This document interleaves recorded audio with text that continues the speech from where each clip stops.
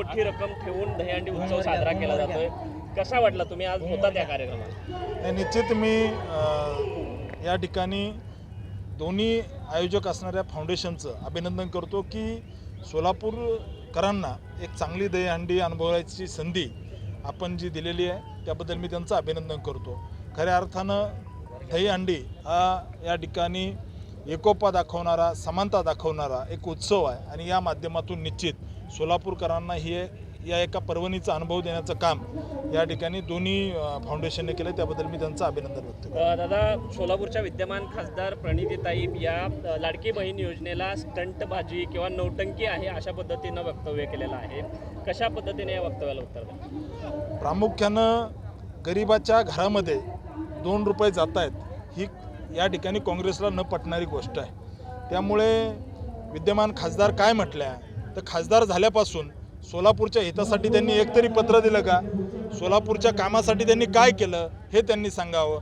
मुळात मी इलेक्शनमध्ये सुद्धा म्हणायचो की या ठिकाणी काम करणारा खासदार निवडून आला पाहिजे, परंतु ठीक आहे, जनतेने जो कौल दिला तो आम्ही स्वीकारला. परंतु स्टंटबाजी कोण करतं हे सोलापूरकरांना माहिती आहे आणि सोलापूरकर निश्चित येत्या काळामध्ये याचा हिशोब ठेवतील.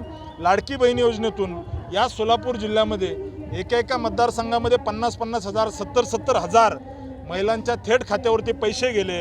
सामान्य जनतेच्या खात्यावरती पैसे गेले नाही पाहिजे ही त्या ठिकाणी यांची भूमिका असते. त्यामुळे विद्यमान खासदार विसरत आहेत की या ठिकाणी महिलांचं उत्थान झालं पाहिजे, महिला आत्मनिर्भर झाल्या पाहिजेत, ही भावना या ठिकाणी महायुतीच्या सरकारची आहे आणि हेच यांच्या डोळ्यामध्ये खुपत आहे. महिलांविषयी अतिशय संवेदनशील वातावरण सध्या राज्यामध्ये सुरू आहे. बदलापूर घटनेबाबत विरोधकांकडून मोठ्या प्रमाणात टीका केली जाते आणि विद्यमान आमदारांकडून गृहमंत्र्यांनी आता राजीनामा द्यावा अशा पद्धतीची भूमिका त्यांनी घेतली. नाही, मुळात अशा घटनेचा निषेधच झाला पाहिजे आणि माझी तर भूमिका या ठिकाणी यातलं जे कोणी आरोपी आहेत या सगळ्यांना त्या ठिकाणी शिक्षा अतिशय कठोर शासन झालं पाहिजे आणि सरकारने कारवाई केलेली आहे.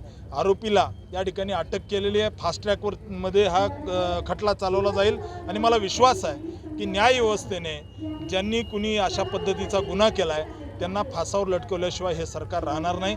याच्यासाठी जे करावं लागेल ते करण्याचं काम या राज्याचे मुख्यमंत्री असतील, उपमुख्यमंत्री असतील हे करतील आणि या आरोपींना कठोर शिक्षा होईल हा मला विश्वास आहे. थँक्यू.